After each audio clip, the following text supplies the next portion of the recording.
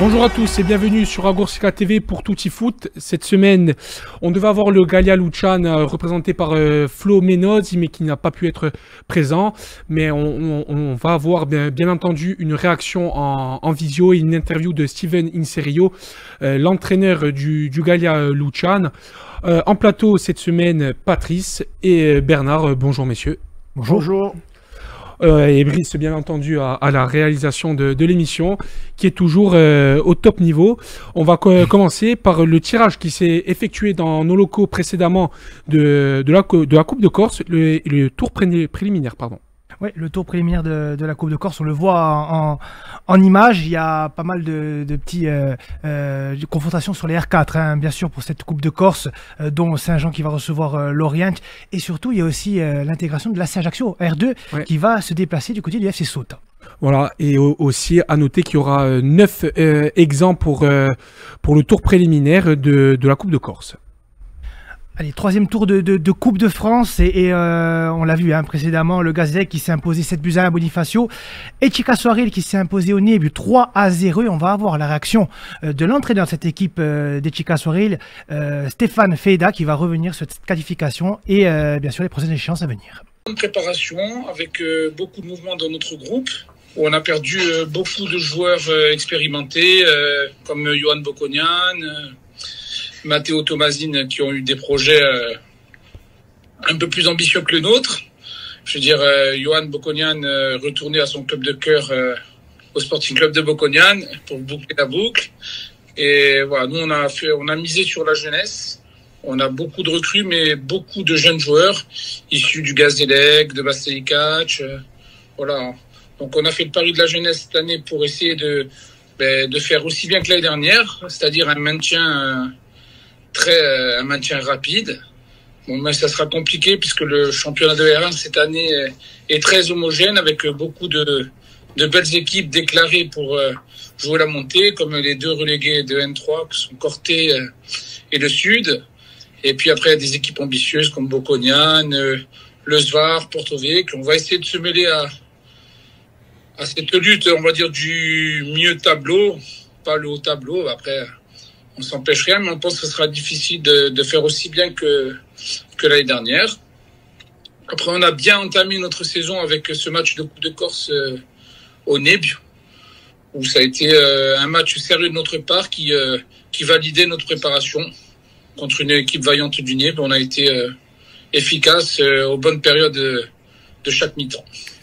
Dans cette Coupe de France, comme vous l'avez dit, vous avez gagné contre le Nebu 3-0. Quel objectif vous fixez dans cette Coupe de France, match après match, ou alors un objectif bien précis? Alors, on n'a pas trop d'objectifs. Maintenant, on aimerait bien tomber sur une équipe de N3 ou de N2 pour vraiment faire, pas la fête, mais pour vraiment se jauger, et puis aussi surtout pour voir notre progression. Après, passer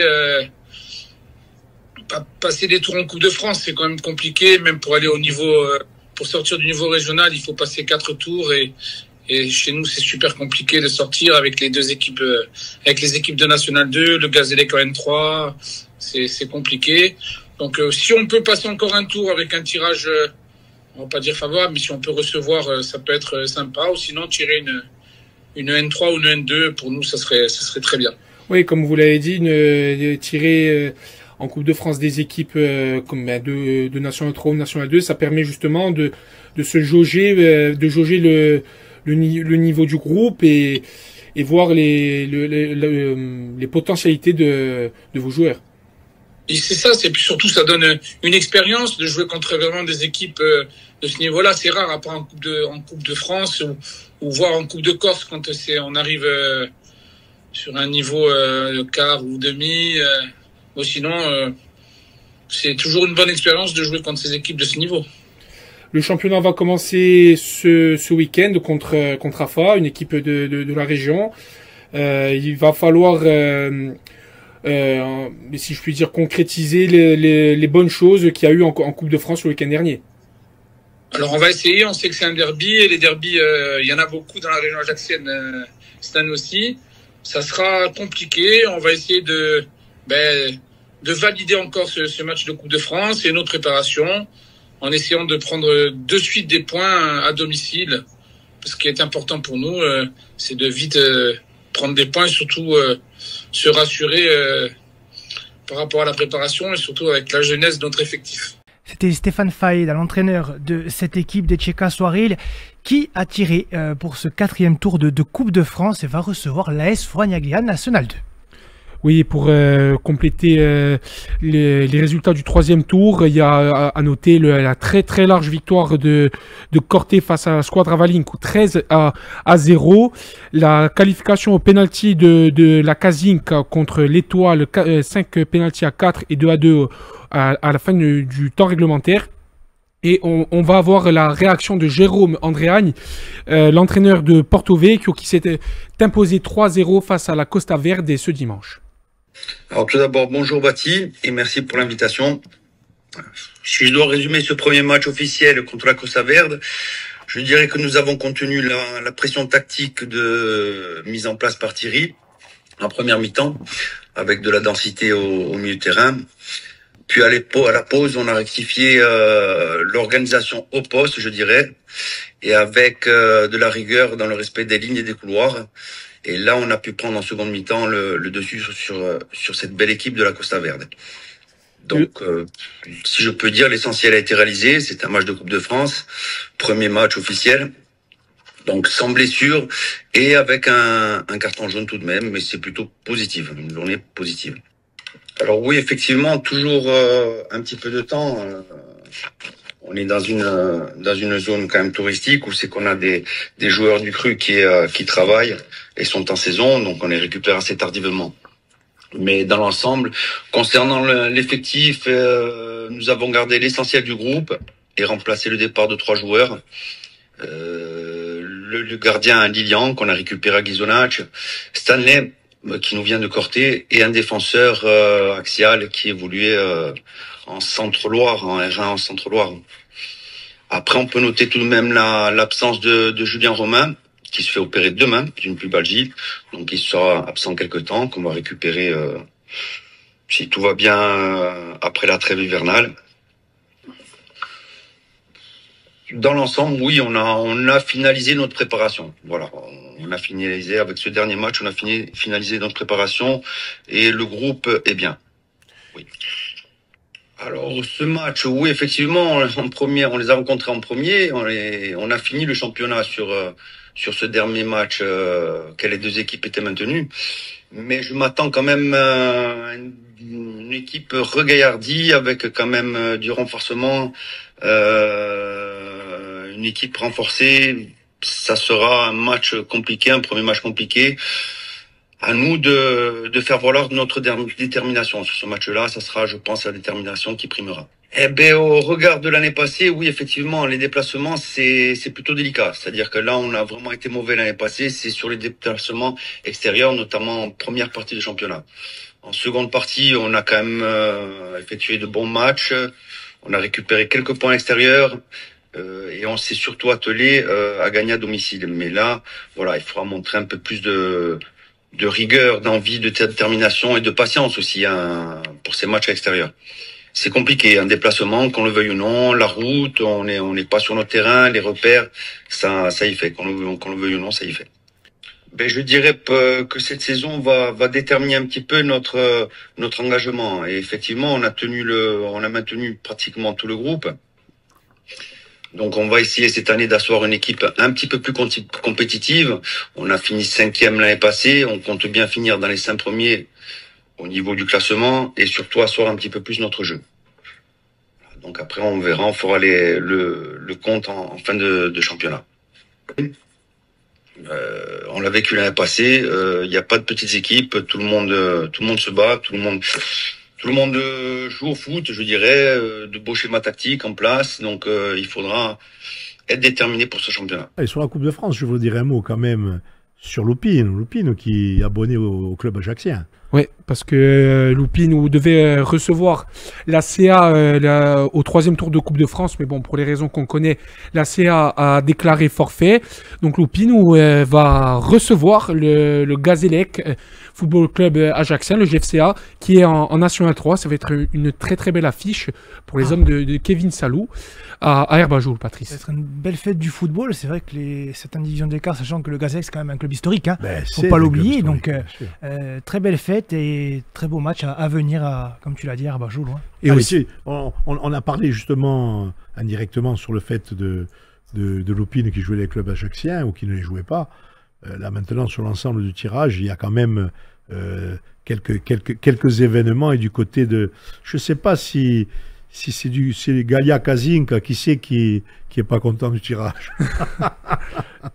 Ouais, c'est vrai, il y a ce beau tirage et aussi à ne pas oublier dans le même profil que le Lupino GFCA, il va y avoir Calenzana contre Borgo, la Nationale 2 de Borgo, un très très gros match aussi et Chica Soirée là, comme on l'a dit, qui va recevoir Fourian une N2. C'est ça aussi la magie de la Coupe de France, les petits clubs qui reçoivent les gros clubs de la région, qui soient en National 3 ou National 2, pour les équipes qui évoluent en soit R4, R3, R2 et même régional 1. Allez, groupe H, National 3, le Galia Lucian qui s'est imposé le 6 septembre 3-1 face à Fos. Et on a eu la réaction de Steven Enserio, l'entraîneur de cette équipe du Galia, qui est revenu justement sur cette rencontre et qui nous parle aussi des chances à venir pour le club. Oui, une belle affiche, encore une fois. On les a rencontrés l'année dernière aussi. On a la chance de recevoir, voilà, c'est le gros point positif. Après, il n'y a qu'une seule division d'écart. Ça reste du 50-50. Ça nous permettra de faire un match supplémentaire. On sait que la Coupe de France, ça reste un objectif pour le club, pour les joueurs aussi. Donc ça va être une belle affiche pour ce 4e tour. La même chose, l'objectif sera de sortir de la région et après d'essayer d'aller le plus loin possible. L'année dernière, voilà, on a écrit une histoire du club en allant en 64e. On n'est pas passé loin du 32e. On a pris la décision de s'alléger un petit peu le calendrier en donnant la Coupe de Corse à l'équipe réserve et ça va nous permettre d'avoir peut-être, j'espère, un peu plus de jus sur le championnat et sur la Coupe. Oui, exactement. On se rend compte que d'année en année, le championnat national 3 se durcit, devient plus compliqué. On s'éloigne aussi. Là, on voit cette année qu'on a 4 équipes de la région lyonnaise. Les déplacements sont pas simples, il y a de la fatigue. Nous, on a quand même un effectif qui est à 70% avec des joueurs qui travaillent toute la journée, donc on peut pas travailler on peut pas faire de séance ni le matin ni en début d'après-midi, donc on fonctionne le soir. Voilà, on entame notre 9e année en National 3, c'est quand même pas rien. Et donc on essaye un petit peu de trouver des solutions pour gagner de l'énergie, pour pouvoir reposer les garçons. Et c'est vrai que ça nous est venu naturellement d'inscrire la réserve pour la Coupe de Corse. Ça veut pas dire que ça soit pas un objectif pour le club, bien au contraire. Mais à partir de là, ça nous permettra de pouvoir avoir plus de jus pour le championnat et pour la Coupe de France. Oui, forcément, on les aborde différemment, dans le sens où ils ont un projet de jeu qui est assez stéréotypé, qui est toujours le même. Voilà, ils sont sur du 4-3-3, de la recherche d'espace, des 1 contre 1 sur les côtés, du jeu combiné, voilà, des choses qu'on connaît par cœur. Donc forcément, on aborde ce genre de match différemment, on se concentre un peu plus sur nous, et voilà, ça fait partie des grosses écuries de ce championnat, de pouvoir se jauger face à des joueurs qui aspirent à être en Ligue 1 le dimanche d'après, ou le samedi d'avant. C'est des très belles affiches. Voilà, on va essayer de faire ce qu'il faut. Ça va être notre première à domicile. Ça fait déjà 3 matchs qu'on fait à l'extérieur. Donc on a à cœur de bien démarrer à la maison. On sait que pour exister dans ce championnat, il faut faire un parcours à domicile, sans faute. C'est ce qu'on fait depuis 8 saisons, où on perd très peu à domicile. Maintenant, on essaye aussi d'aller grappiller des points à l'extérieur, et c'est chose qu'on a faites là sur le match de Fos qui a été difficile, qu'on a bien abordé. Fos, c'est une équipe qui est régulièrement sur les 3 premiers du championnat. Donc voilà, ça va nous permettre de confirmer ce résultat et de bien démarrer à la maison. Voilà, c'était les impressions de Steven Nsiriou, l'entraîneur de cette équipe du Gallia. On le voit au classement, hein, le Gallia qui est 11e avec 3 points. Cette équipe du Gallia qui, lors de la prochaine journée, le samedi 20 septembre, hein, ça va arriver très vite, va recevoir la réserve de l'Olympique Lyonnais. Et à noter aussi que le Gallia Luchane a une journée en moins par rapport aux autres équipes de la poule. Et dernier championnat amateur, maintenant la Nationale 2, groupe B. Borgo qui s'est incliné face à Guenot 3 buts à 1. Et on va le voir en image. Fouriani qui s'est incliné face à Dieppe 2 à 1 également. Pour le club corse en Nationale 2, ça ne s'est pas passé comme on le voudrait ce week-end. Ouais, c'est pas passé comme il faudrait. Cette équipe de Fouriani qui perd 4 places au classement, qui est 12e. C'est vrai que cette équipe entraînée par Romain Paturel qui justement a fait en sorte de revenir, hein, dans cette rencontre, malheureusement, qui enregistre une défaite pour cette 5e journée. Oui, Fouriani qui est habitué, hein, de la Nationale 2, qui a toutes les armes pour rivaliser dans le championnat et qui on espère va acquérir le maintien le plus vite possible. A noter que Fouriani va se déplacer à Fény-Aulnois le dimanche 21 septembre et Borgo va recevoir Blois 41. Allez, on passe à la Ligue 2 et vous l'avez vécu, hein, en direct sur Énergie Corse. La défaite du Sporting à Boulogne, 1-0 qui, on le voit au classement, met le Sporting dans une situation assez délicate puisque le Sporting est 18e et lanterne rouge de cette Ligue 2. Et avant de débattre, messieurs, on va bien sûr revoir la conférence de presse après-match de Benoît Tameno qui est revenu sur la défaite et surtout sur les circonstances et bien sûr les chances à venir à Montpellier. Dur ce soir pour moi. C'est dur parce que moi j'estime qu'on n'a pas fait ce qu'il fallait plutôt. Et quand on ne fait pas ce qu'il faut en foot, on se fait punir. Et dans la situation où on était, on avait l'occasion. Pour moi, c'était la J1 aujourd'hui. C'était le match qu'on aurait dû jouer en fin de préparation. On avait l'occasion de reprendre en main notre saison. C'est pas pour ce soir parce que trop de suffisance. Voilà. Et on ne peut pas être suffisant, nous, le Sporting. Nous, le Sporting, on doit être comme Boulogne-sur-Mer, ouais. Comme Rodez. Comme Pau, voilà. Et nous, on se raconte des histoires. On avait eu du mieux vendredi à Amiens. On avait été plutôt consistant. Mais ce soir, c'est nos attitudes qui sont pas bonnes. Après, il y a les occasions, bien sûr. Mais pourquoi on n'aimait pas les occasions? On n'est pas récompensé. Quand on fait pas ce qu'il faut, on n'est jamais récompensé. Et on fait pas ce qu'il faut. Donc maintenant, voilà, il va falloir... on est dernier de Ligue 2 avec 2 points. Moi, ce soir, j'ai honte. Hein. Alors, j'ai pas honte de mes joueurs, hein, mais j'ai honte de mon travail à l'arrivée. Pourtant, Dieu sait que je travaille. Ça suffit pas. Donc, j'ai bien les nerfs. Et je dis à mes joueurs qu'ils se la ferment. Moi, si j'aurais pu, je l'aurais fermé aussi ce soir parce que j'ai vraiment pas envie de parler. Maintenant, je fais mon travail, je suis avec vous. Il n'y a pas de souci. Mais stop maintenant. Ouais, stop. On peut perdre des matchs. On peut être moyen, on peut être pas bon, mais on peut pas tout donner.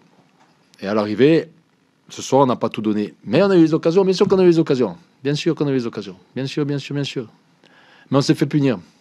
On s'est fait punir sur un coup franc pour nous, qu'on met dans les bras du gardien. Et derrière, ils ont un coup de pied arrêté, ils marquent. À un moment donné, stop. Voilà. Aujourd'hui, il faut bien prendre conscience de qui on est. L'année dernière, après 5 journées, on avait battu le PFC, on était premier pendant 24 heures, on avait 11 points, je crois. Là, on a 2 points. 80 ou 85% de l'effectif, c'est le même. Le staff, c'est le même. Le club fait des efforts. Donc, photo lourde ce soir. Photo lourde et je suis très énervé. Et s'il faut partir à 14 à Montpellier, on partira à 14. Et s'il faut partir à 13, on partira à 13 parce que ça suffit. Là. À chaque match, sa vérité. Il y a des matchs où c'était pas un problème de suffisance. Mais on a du mal quand il faut batailler, on a du mal. Alors si on ne sait pas batailler, il faut être très au-dessus techniquement. Et c'est pas le cas. Vous avez vu les déchets techniques qu'on a eu ce soir, vous avez vu les déchets techniques qu'on a eu devant les buts, vous avez eu les passes qui arrivaient moins. Donc ça vient d'un manque de confiance, mais bon, qu'est-ce qu'on fait? Aujourd'hui, pire, on peut pas, hein. On a 2 points. Pire, on peut pas. Mais même avant ce match-là, pire, on pouvait pas. Hein. Parce qu'Amiens, ça nous a remis un peu. On a été plus consistant, mais c'était pas ouf, c'était pas fou non plus offensivement. Donc, non, j'ai. Le match, dès le deuxième match, dès le match du Mans à l'extérieur, j'ai un peu bousculé les choses dans la parole en disant attention, attention. Mais aujourd'hui, attention ne suffit pas. Donc, j'avais pris le parti jusqu'à aujourd'hui d'être dans la continuité. On va y avoir une rupture. On va couper. On va couper et ça reviendra plus tard, mais on va couper là, ça suffit. Là, là non, je suis pas d'accord. Non, moi j'en parle tout à fait tranquillement. Hein. J'ai 2 points en 5 matchs. Ça me paraît normal d'être en Angers et j'irai même plus loin. Hein. Moi, c'est mon club, le Sporting. Donc, je vais pas attendre que le président ou Fred me dise de m'en aller pour m'en aller. S'il faut m'en aller, je m'en irai. Maintenant, à Montpellier, c'est dans 3 jours. Rodez, c'est dans 1 semaine. Voilà. Si demain le président me dit Benoît, c'est terminé, ben, ça sera terminé. Voilà, j'aurais été fier de ce que j'ai fait jusqu'à maintenant, même si je suis très frustré de ce qui nous arrive maintenant. Mais non, il n'y a aucun souci par rapport à ça. Aucun souci, et je pense même que je me mettrai dehors plus tôt que mes dirigeants. Mais bon, ça, c'est l'avenir nous le dira, et puis on verra bien, parce que on peut pas faire n'importe quoi. Et le début de saison est catastrophique. Voilà, il était bon l'année dernière, moi, j'étais plutôt pas mal, mais là, il est catastrophique. Donc c'est que il y a des choses qui vont pas tout simplement. Mais mon sujet, c'est vraiment pas très très important, et je le vis, enfin même pas j'y pense, il arrivera ce qui doit s'arriver, mais j'ai pas besoin de me sentir menacé, je me menace tous les jours moi, donc voilà, ça, je suis assez différent d'autres entraîneurs. Voilà, c'était Benoît Tavou, l'entraîneur du Sporting. Bernard, une équipe du Sporting qui n'a pas su sortir son épingle du jeu face à Boulogne. C'est quand même assez alarmant de ce qu'on a vu hier soir dans le jeu. On n'a pas su concrétiser certaines occasions, surtout que la possession était quand même du côté du Sporting. Bastia est complètement passé à côté de son match. Écoutez, les statistiques sont inversement proportionnelles aux résultats. Si on regarde les statistiques, Bastia a 63% de possession de balles. Bastia est devant en termes de tir au but. Tout ça ne sont pas en adéquation avec le résultat. Alors, le résultat, c'est quoi? C'est une équipe bastiaise qui a des occasions immanquables, qui ne les met pas au fond. Donc, moi, je pense qu'il faut faire la séparation entre le résultat, le comportement de l'équipe et, bien sûr, aussi l'adversaire. Moi, hier, pour moi, comme la rencontre avant, et je pense que le coach le dit lui-même, on n'a pas eu des grosses équipes en face. Mais force est de constater que lors de la précédente rencontre, on était quelque peu satisfait parce que le nul et parce que l'équipe semblait s'être remise en ordre de marche. Le coach pointe des problèmes personnels. Il n'y a que lui qui a cette vision-là et qui peut l'avoir, bien sûr. Donc, moi je pense qu'il va y avoir vu les propos du coach, il va y avoir une révolution de vestiaire. Qu'est-ce que ça va donner? Je ne sais pas.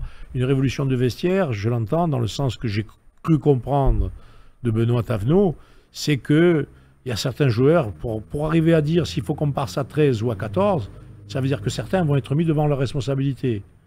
Sélectionnés ou pas du tout. Il y en a certains qui, s'ils ne sont pas contents, en gros, ça veut dire tu n'es pas content, je ne te prendrai pas. Donc ça veut dire que ça va remuer la SEC avant le match de Montpellier et bien sûr aussi avant la prochaine échéance à domicile. Mais force est de constater que avant le match, il y a quoi? Il y a 2 équipes de bas de tableau. Sur les équipes de bas de tableau, nous, on a fait un match, j'aurais tendance à dire, pas conforme. Et je ne dis pas ça pour emboîter le pas au coach, pas conforme à ce qu'on attend individuellement de chacun, à part quelques exceptions. On en a parlé pendant le commentaire. Ce n'est pas aujourd'hui que je vais dire ceux qui ont été, je dirais, conformes au niveau qu'ils ont habituellement. Il y en a beaucoup qui n'étaient pas conformes. On a vu un fond de jeu Déjà, de dire un fond de jeu, c'est beaucoup parce que le fond de jeu n'était pas exceptionnel. Mais on a vu des actions de but. Louper ce qu'on a loupé et ce qu'on loupe depuis le début de saison, je pense que c'est impossible. C'est comme hier, Patrice Jean-Baptiste, perdre cette rencontre, ça a quand même une signification très grave. Parce qu'en face, tu iras Bogenhund. Donc, force est de constater qu'il y a quelque chose à remettre en cause dans la globalité. Le coach a parlé de dire aux uns et aux autres ce qu'il en pense et qu'est-ce qu'il va apporter comme changement. Voilà, après, Patrice, Jean-Baptiste, Oui, c'est quand même un constat dur. Le spectacle d'hier était quand même... oui, pour parler des faits de match hier, messieurs, l'action de Jérémy Sebas, qui est seul face au gardien au 5,50 m, qui n'a plus qu'à frapper et à mettre le ballon au fond, s'en mêle les pinceaux, trébuche et ne prend pas le ballon. Derrière, Félix Thom, on ne peut pas lui en vouloir parce qu'il ne s'attend pas à ce que Sebas loupe le ballon. Il frappe, le gardien le sort, mais cette action, pour moi, elle résume l'inefficacité offensive du Sporting depuis 4 journées. On l'a senti énervé quand même, Benoît Thavenot, sur des conférences d'après-match. Quand vous dites qu'il va mettre justement certains joueurs devant leurs responsabilités, on parle forcément peut-être de cadres qui vont potentiellement tourner. Je ne sais pas comment ça va se passer dans l'effectif. On n'est pas à la place du coach. La chose est sûre, c'est que je dirais le rendu sur le terrain, on a de quoi être plutôt inquiet. Donc voilà, donc les inquiétudes, il y en a qu'un qui peut les comprendre, les analyser, parce qu'il est au cœur du sujet, que ce soit au niveau individuel et collectif. Alors après, qu'est-ce qui a été donné comme consigne? Qu'est-ce qui a été fait par les joueurs? Le décalage qu'il y a entre les deux? Parce qu'il y a aussi un point, je pense, qui saute aux yeux de tout le monde, c'est qu'on a l'impression que... Alors, il y en a qui vont dire que c'est un état physique, il y en a qui vont dire que c'est un problème d'envie. Peut-être les deux. Mais force est de constater que depuis le début de saison, on est dans une sensation de non-volonté. Et je ne peux pas y croire, ça. Alors donc, est-ce qu'il y a un mélange psychologique, physique, technique? Je ne sais pas. Si j'avais les clés, je le dirais. Puis je n'ai pas la prétention de les avoir. On rappelle qu'au niveau statistique, et ça, Benoît Thavenot l'a dit, la saison passée, à la même journée, Bastia, qui avait battu le Paris FC, était premier provisoirement avec 11 points.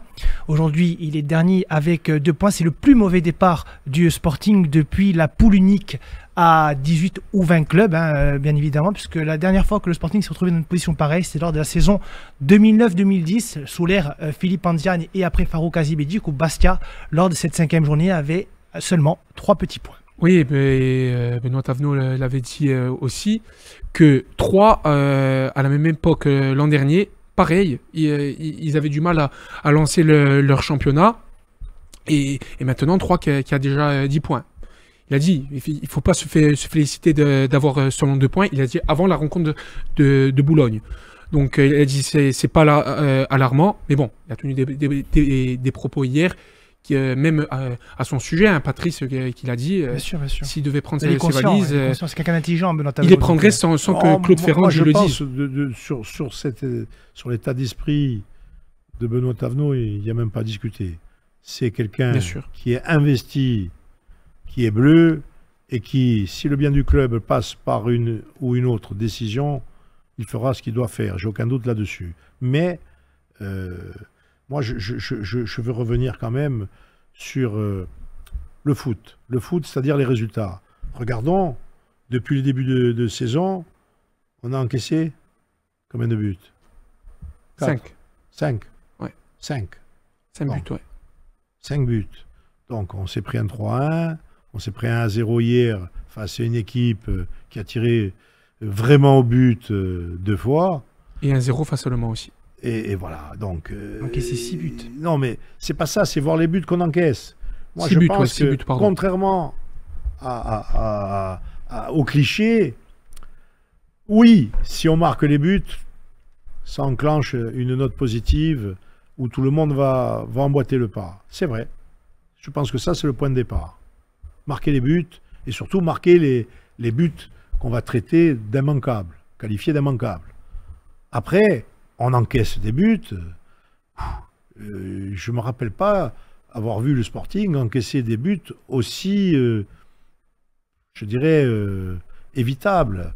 Bastia n'arrive pas à avoir son étanchéité défensive dans tous les compartiments, je dis bien dans tous les compartiments, qu'elle a eu, notamment la saison dernière. On l'a pas. Il faisait partie des 3 meilleurs principales du Sporting la saison dernière. Donc, en plus, lorsqu'on fait un raisonnement tactique, connaissant Benoît Thavenot, son fond de jeu habituel, avec une vision globale, je dis, il y a quelque chose qui ne va pas. Donc, le quelque chose qui ne va pas, pour moi, où il y a un problème psychologique, c'est ce que je dis, ou un manque de responsabilité ou d'engagement de certains, c'est ce dont parle le coach, et s'il en parle, c'est ce qu'il dit, et il y a aussi peut-être d'autres problèmes qu'on ne connaît pas. Alors, je pense que dans les jours à venir, on va voir où ça fait mal, puisque le coach va mettre le doigt dessus. Ouais, moi, je pense que le bilan pourrait être tiré à la fin du sprint des 5 matchs en 2 semaines, c'est-à-dire le déplacement à Montpellier ce week-end, samedi à 14h, la réception de Rodez mardi à 20h30, et le déplacement pour terminer ces 5 rencontres en 2 semaines, le déplacement à Grenoble vendredi à 20h. Je pense que là, il va y avoir du mouvement, que ce soit positif ou négatif, que les résultats soient positifs ou négatifs. Moi, sans me mouiller, je pense qu'au terme de la rencontre à domicile, la prochaine rencontre à domicile, si on n'est pas dans du positif là, il va y avoir de la casse. Et on peut parler de tournant après Rodez, en fonction des résultats à Montpellier, justement, mardi prochain. Tournant, ça veut rien dire, ça veut tout dire et ne rien dire. Aujourd'hui, il y a... Moi je pars du principe que les gens qui ont les clés, coach, avant tout, clés sportifs. D'accord? Après, au-dessus, tu as Antoinette, tu as le président. Quelle est la vision d'abord sportive? Est-ce que la vision sportive est en adéquation avec ce qu'on attend des joueurs? Ou est-ce que les joueurs, pour quelle que soit la raison, n'arrivent pas à tenir la distance et à être dans les clous? Parce que, comme on dit, on est à 90% la même équipe, parce que moi, l'équipe de l'an dernier, tu mets Cissé, c'est la même. Ah oui, c'est la même, donc il manque un joueur. Globalement, sur la vision des matchs qui ont été joués toute l'année. Donc aujourd'hui, qu'est-ce qui fait que Cissé, c'est vrai, était un élément importantissime, je ne peux pas aujourd'hui changer d'avis sur ce que j'ai dit tout au long de la saison, est un élément importantissime au sein de l'attaque bastiaise, mais on ne peut pas avoir l'ensemble de l'équipe qui déjoue, parce qu'il manque un joueur. Il y a quelque chose qui ne va pas. Donc attendons maintenant la remise en cause et la réorganisation que va impliquer le coach, et je pense que déjà, dès Montpellier, on pourra parler de peut-être révolution. Ouais, moi je pense que en plus c'est un point positif d'enchaîner les matchs directement. Ça permet de pas trop gamberger, que ce soit les joueurs, le staff, etc. D'enchaîner les matchs 3 jours après 3 jours, ça permet de suite de se mettre dans le bain et de travailler directement le match et de pas gamberger, de penser à si on prend des points, si on prend pas des points, etc. En tout cas, le rendez-vous est pris, c'est samedi 14h, ça sera sur Énergie Corse, cette rencontre entre Montpellier et Bastia. On rappelle, Bastia 18e, Montpellier 14e, ils ont 5 points, cette équipe de Montpellier. Aux hommes de Batabou de faire le nécessaire pour justement lancer la machine cette saison, parce qu'on rappelle que Bastia n'a pas de victoire pour le moment. Non, Bastia, alors attendez, moi, vous allez me dire que je suis indulgent. Non, je suis lucide. Bastia aujourd'hui a combien de points? 2. Je fais exprès. Aujourd'hui, Bastia a 2 points. Donc, Bastia engrange une victoire. De suite, c'est plus le même championnat pour Bastia. Donc, c'est pour vous dire que... Ça va vite. Je pense qu'il y a une prise de conscience qui est prise et il doit y avoir des rectifications. Attendons de voir et ayons la capacité de supporter jusqu'à...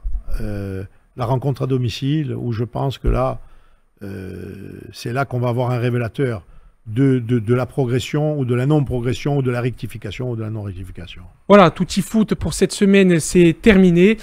On rappelle que c'est dans ces moments-là que le Sporting a besoin de notre soutien, nous supporters du Sporting. Messieurs, merci pour cette émission. Et on rappelle aussi que c'est l'anniversaire de Jean-Baptiste. 23 ans aujourd'hui, Jean-Baptiste. Donc, joyeux anniversaire. Salut de Moviolo. Merci, messieurs, ça me touche. On fera le gâteau en off, hein, bien évidemment. Brice, merci pour la réalisation et le petit clin d'œil derrière en télé pour le petit message. On se retrouve très vite sur Agorska TV et pour un nouveau numéro de Tutti Foot. Après tout.